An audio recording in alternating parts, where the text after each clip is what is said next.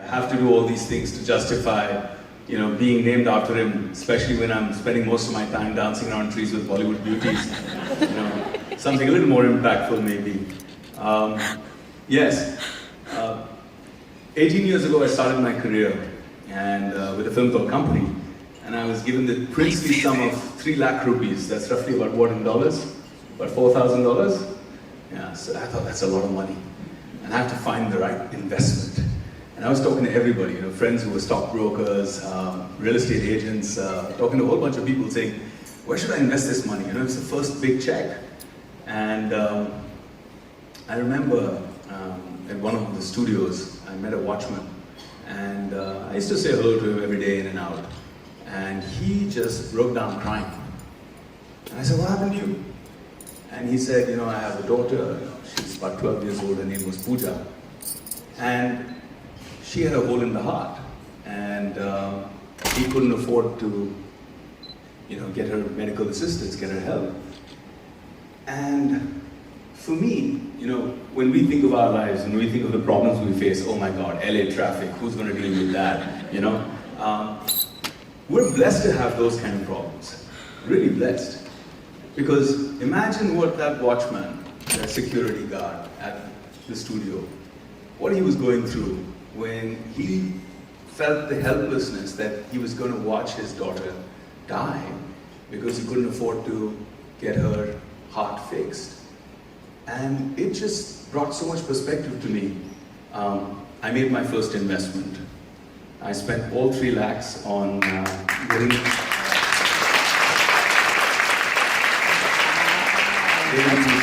heart surgery. And what was incredible that came out of that is that today she's a young lady with children, married.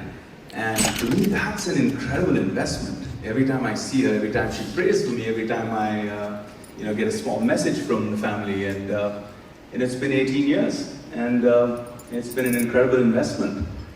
I feel that, talking of what Omi mentioned, returns, right? Indians and returns. We take it to the next level, Omi. You're talking about materialistic returns at Costco. We return back to the earth 7 times minimum, man. Right? And the most dangerous part of that is once you take 7 rounds around the fire, you're returning with the same woman 7 times. With no warranty and guarantee card, man. No returns policies there. So, a lot of us make investments. I'm a businessman. I invest in a lot of social impact startups. I invest in a lot of businesses. I've done a lot of work in real estate. A few years ago, I set up my company to do social impact in terms of affordable housing. And we have such a phenomenal Prime Minister right now. He's doing such a phenomenal job with it.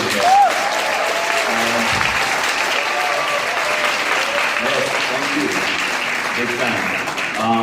And that's empowered people like me to do so much. We've built in my organization more than 22,000 homes for families that earlier couldn't afford, housing of quality. But I realize that, all investments that we make are finite and limited to this lifetime. But the investments we're making here tonight with Ekal, this is incredible because Ekal is not just the platform or the pipeline of delivering education and health. It's the platform, it's the pipeline to deliver a great return called good karma. And that's the only thing that can be carried forward into those 7 lifetimes and more, right? Everything else, the bank balance, the money, the cars, the house, we gotta leave it behind here. But that stuff goes with you, right? It pays crazy dividends because you're getting it in this lifetime, your children are getting the benefit, and then you're going to get a benefit of it in the next lifetime. You wake up and you're, born with great karma there. So I think that's a great investment. I mean, Indians, we're very, very industrious, right? We're desis, we have it in our DNA, we're successful everywhere we go. Big hand for the desis out here in the crowd. And I'm not a political guy, but I see what goes on with Trump and the visas and stuff like that. I'd like to say to the President, Donald Trump, that Indians are, I think, this big, beautiful tree. We've got our roots in India, but the fruits we give here, right? Look at the contribution. the NRI community is made in this country. There was this Desi traveling in a train with Bruce Lee. It was the Rajdhani. And Bruce Lee was pretty hungry. And there was a mosquito buzzing around going zzz. And suddenly Bruce Lee, just with his lightning fast reflexes, goes out, grabs that mosquito in midair, pops it into his mouth for a snack. Now the Desi is watching. You know what's going on? Another mosquito comes along, and Bruce Lee does the same thing again. Pops it into his mouth. Now the Desi is really, really watching. And as the third mosquito comes along, before Bruce Lee can move a muscle, our Desi bhai just jumps out there, grabs the mosquito out of the air, looks at Bruce Lee and says, "How much will you buy it for?" we can make a business out of anything. Right? So I think tonight it's a fantastic time to celebrate this business. I mean, for me, philanthropy has been such an important part of my life. About 11 years ago, I visited a beautiful temple in Vrindavan. How many of you know Vrindavan? Right? Okay, so the land of Krishna, right? And I went to this beautiful temple in Vrindavan called Banke Bihari Mandir. And I went there and I had these big prayers called the Chapan Bhog, which is not just a mithai company, it's actually originally the puja. So I did the puja, and of course the pandits, thinking, okay, movie star, he's going to give us some good dakshina here, came up and said, "Oh, that was the greatest puja ever. God is so happy." I was like, okay, you have a direct line with God, that's interesting. Said that, ask for anything you want. And there's a moment where they, close the curtains and, you're in thought, you're in prayer. And then when the curtains open, you're supposed to ask. And when the curtains opened, I looked at divinity, and in a moment I had this epiphany, I had this moment of clarity where I was like, how can I ask when I've been blessed with so much already? And I realized that all I needed to do in that moment was gratitude, show gratitude. And something came to me. Something came to me where I said, I want to ask for seva. I want to ask for the opportunity to serve. Because I realized that, all of the world is divided into two kinds of people. Those who need help and those who can help. And if you listen to that statement a little carefully, you'll understand that if you're on the other side, you've been blessed, that you're in the position that you can help.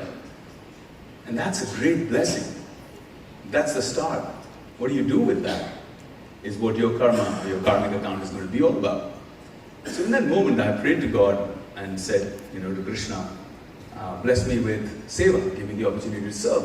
I came out, and with Krishna there's no bureaucracy, so things move fast, like Bajrang Bhai's movement. With him it's crazy. The first time I raised money for Ekal at a charity in Mumbai, they were only 65,000 schools. And there are already now 95,000 schools. Your run rate is better than Virat Kohli. So I stepped out of the mandir in Vrindavan, and I'm getting into my cavalcade, and all the security guys are there and everything, trying to get me into my car. And I meet this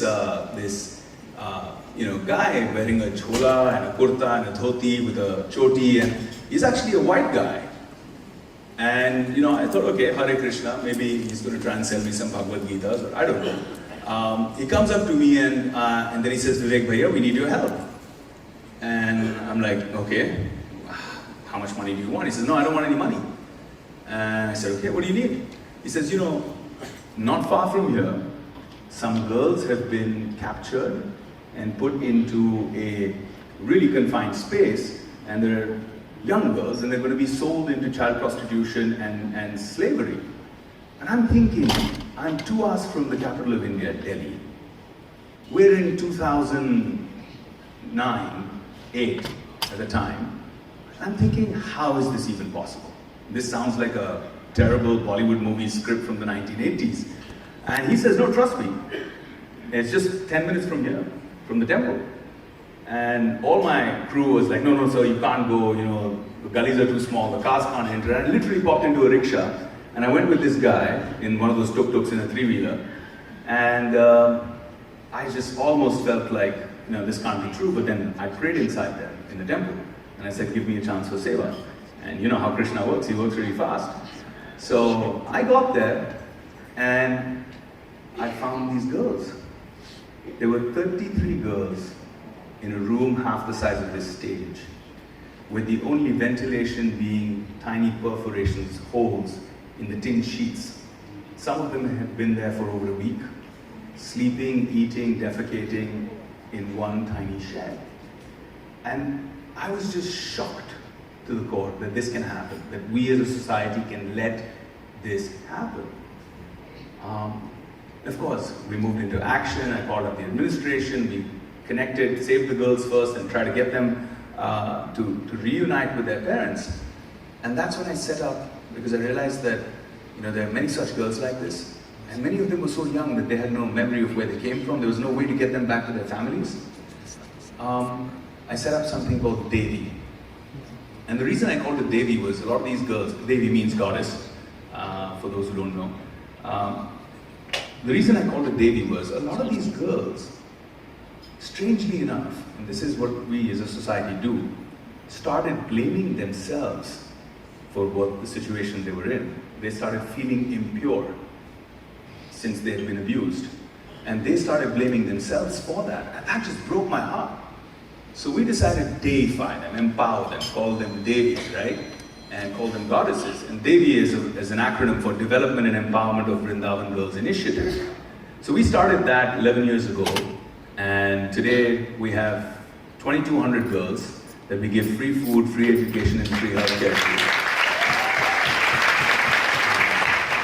All because of wonderful people like you. But the reason I'm speaking about this here on an Ekal platform is to say that it's all of us want to do good. Every one of us sitting in this room wants to do something. But the thing is, the big conflict is, where do you begin, you know? Who do you do it with? How do you work?